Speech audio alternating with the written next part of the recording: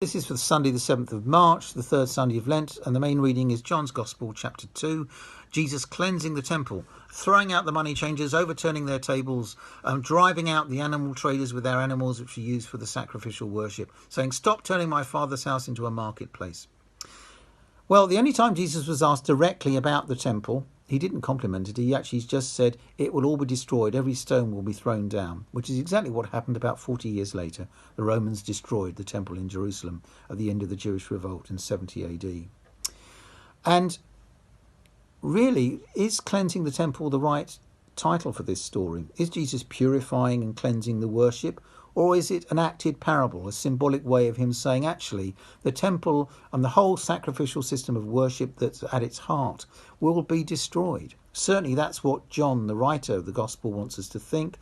He has Jesus say, destroy this temple and in 3 days I will raise it up. But then says he wasn't talking about the actual temple, he was talking about the temple of his body.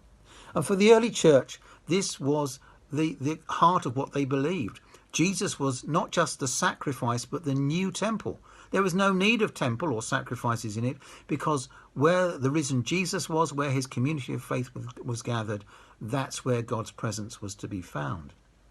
John himself emphasises this because a couple of chapters later in the Gospel, Jesus is with a Samaritan woman on a mountain by a well, and he says to her, "Woman, believe me, the hour is coming when you will worship the Father, neither on this mountain nor in Jerusalem.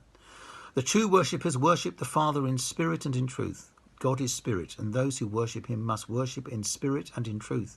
Not necessarily in a building, but in spirit and in truth." Unthinkable for most Jews not to think that God will be worshipped in Jerusalem. But that's what Jesus is saying. Now, by happy coincidence, the Old Testament reading for today is Exodus chapter 20, the 10 Commandments. The first of these is, "I am the Lord your God, you shall have no other gods but me." And the second follows from this, "You must make no idols, images," graven images in the old phrase, "of any creature and worship that, and not me." Now, we can make idols of all sorts of things, not just creatures, but money, power, sex, cars, video games, whatever. And I do wonder sometimes whether we in the dear old Church of England have made idols of our ancient and beautiful churches. Yes, they are wonderful, they are unique, they are soaked in time, hallowed by time and prayer. They're great draws for lots of people at particular times of the year, like Christmas and Remembrance.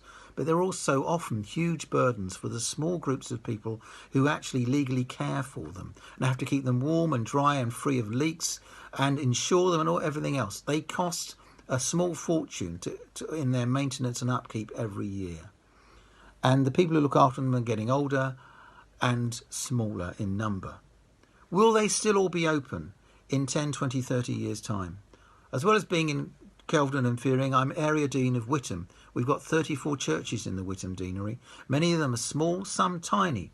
They're sometimes on the outskirts of their villages or even a couple of miles outside the village. And they are often, as I said, quite a burden for the people who have to care for them. They're a national asset, but it's the church and church people who have to run them and find the money to look after them. We don't get government money for them. Will they still all be there, being used in 20, 30 years' time? Possibly not. But I believe the church still will be. There'll still be a gathering of people, maybe smaller than now, and we won't worship on this mountain or that, or in this church or that.